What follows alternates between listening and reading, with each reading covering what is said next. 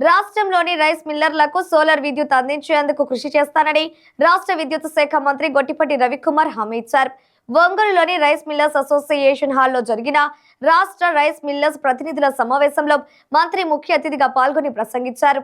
Rice మిల్లులకు 150 HP నుండి 200 HP వరకు ఎల్టీ కింద తీసుకుంటే కొంతవరకు మేలు జరుగుతుందని రైస్ మిల్లర్లు తన దృష్టికి తీసుకువచ్చారని, దానిని కూడా పరిష్కరించేందుకు కృషి చేస్తానని తెలిపారు. రాష్ట్రంలో రైతులు పండించిన ధాన్యం ఇచ్చిన టార్గెట్ కంటే తమ ప్రభుత్వం ఎక్కువగా కొంటున్న విషయాన్ని మంత్రి గుర్తు చేశారు. అంతేకాకుండా రైతుల నుండి కొనుగోలు చేసిన ధాన్యానికి సంబంధించి 24 గంటల్లో డబ్బులు చెల్లిస్తున్న విషయాన్ని ప్రస్తావించారు. రాష్ట్రంలోని రైస్ మిల్లర్ల సమస్యలన్నిటినీ పరిష్కరిస్తామని మంత్రి గొట్టిపాటి రవికుమార్ భరోసా ఇచ్చారు. సంతనూతలపాడు శాసనసభ్యులు బిఎన్ విజయ్ కుమార్ మాట్లాడుతూ రైస్ ఇండస్ట్రీ బాగుంటే రాష్ట్ర పాలిటిక్స్ బాగుంటాయని తెలిపారు.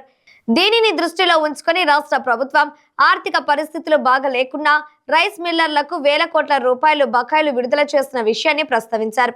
AP maritime board chairman Damachala Satya మాట్లాడుతూ రాష్ట్రంలోని కూటమి ప్రభుత్వం చిత్తశుద్ధితో పనిచేస్తుందని తెలిపారు.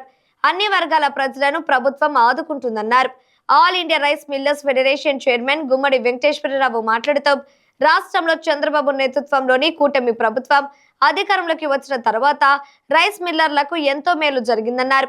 పెండింగ్ లో ఉన్న 100 కోట్ల రూపాయల బకాయిలను విడుదల చేసి రైస్ మిల్లర్లను ఆదుకుందని అభినందించారు.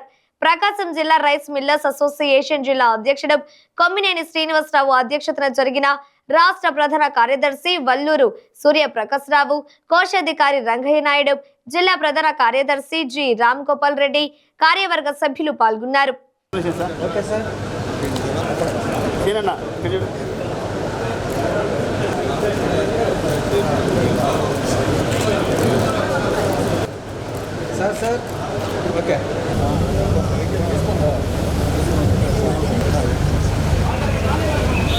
సుమారు 4 సంవత్సరాల క్రితం 2020-21లో ఉన్న డబ్బుల్ని వినపడుతుందా? వినపడలేదా? ఇప్పుడు వినపడుతుందా? తీసేద్దాం. ఇప్పుడు వినపడుతుందా? అలాగే సభాధ్యక్షుడు మన ప్రకాశం జిల్లా ప్రెసిడెంట్ శ్రీనివాసరావు గారిని మర్చిపోయాను. అయితే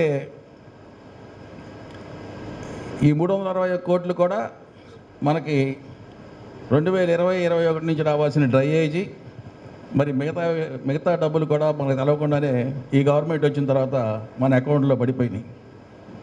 ఇంకొక మేలు ఏంటంటే రైస్ మిల్లింగ్ ఇండస్ట్రీకి 5 గంటల్లో, 4 గంటల్లో, 3 గంటల్లో కూడా రైతులు పేమెంట్ చేయడం వలన ధాన్యం ఫస్ట్ టైము ప్రైవేట్ వ్యాపారస్తులు కాకుండా వట్టి గవర్నమెంట్కే మేము ఇద్దాం, ధాన్యం గవర్నమెంట్కి అమ్ముదాం అనే ఒక ఆలోచన రావడం అనేది కూడా ఇది చాలా చాలా చాలా అవసరమైన విషయం. తెలుగుదేశం పార్టీ చంద్రబాబు నాయుడు గారు ముఖ్యమంత్రి అయిన తర్వాత రాష్ట్రం ఎంతో ఇబ్బందులు ఉన్నా కానీ, ఈ రైస్ విషయంలో కూడా చాలా ఇబ్బందులు ఉన్నా కానీ ఈరోజు రాష్ట్రం వచ్చిన తర్వాత ఎన్నో మంచి పనులు చేసిన విషయం మనందరికీ తెలుసు. ఈరోజు ఇందాక చెప్పినట్టు ఆల్మోస్ట్ ఒక 32 lakh మెట్రిక్ టన్స్ ఆంధ్రప్రదేశ్లో ప్రొక్యూర్మెంట్ అయింది. అదే కాకుండా 24 అవర్స్లో డబ్బులు కూడా వేయటం చాలా మంచి విషయం. మనం ఒకటి గమనించాల్సింది ఏంటిదంటే రైస్ ఇండస్ట్రీ బాగుంటే మామూలుగా ఆంధ్రప్రదేశ్ పాలిటిక్స్ బాగున్నట్టు. ఎందుకంటే మిల్లర్స్ దగ్గర నుంచి, ఫార్మర్స్ దగ్గర నుంచి రైస్ కొనుక్కుంటారు. రైస్ కొనిన తర్వాత రైస్ మిల్లింగ్ చేస్తారు. రైస్ మిల్లింగ్లో ప్రొక్యూర్మెంట్ అయిన తర్వాత ఈ పీడిఎస్ సిస్టంలో కూడా కొన్ని రైస్ మిల్ ఉపయోగిస్తారు. ఇవన్నీ పర్ఫెక్ట్గా జరుగుతూ ఉంటే ఆటోమేటిక్గా ఆంధ్ర రాష్ట్రం ఆ స్టేట్ బ్రహ్మాండంగా ఉన్నట్టు లెక్క. సో ఈరోజు వచ్చిన వెంటనే మన మంత్రివర్యులు సీఎం గారు కూడా అనేక మంచి పనులు మీ రైస్ మిల్లర్స్కి చేశారు. రాబోయే కాలంలో ఇందాక ప్రెసిడెంట్ గారు కూడా అనేక విషయాలు చెప్పారు. ఏంటంటే ఒక 70 lakh మెట్రిక్ టన్స్కి ప్రొక్యూర్మెంట్ ఇంక్రీజ్ చేయాలని. అన్ని వర్గాల ప్రజల్ని ఆదుకున్న ప్రభుత్వం తెలుగుదేశం పార్టీ, అలాగే ఎన్డీఏ కూటమి ప్రభుత్వం అని కూడా తెలియజేస్తా ఉన్నా. ఇప్పుడే పెద్దలందరూ చెప్పారు, వచ్చి 7 నెలల్లోనే పాత బకాయిలు మొత్తం మేము ఈ ప్రభుత్వం మీకు అన్నీ ఇవ్వడం జరిగింది. అలాగే స్టోరేజ్ ఛార్జీలు మొత్తం ఇవ్వడం జరిగింది. ఏదైనా కానీ ప్రతి ఒక్క కార్యక్రమం తీసుకున్నా చిత్తశుద్ధిగా చేయడం ఈ కూటమి ప్రభుత్వం ఒక లక్ష్యం.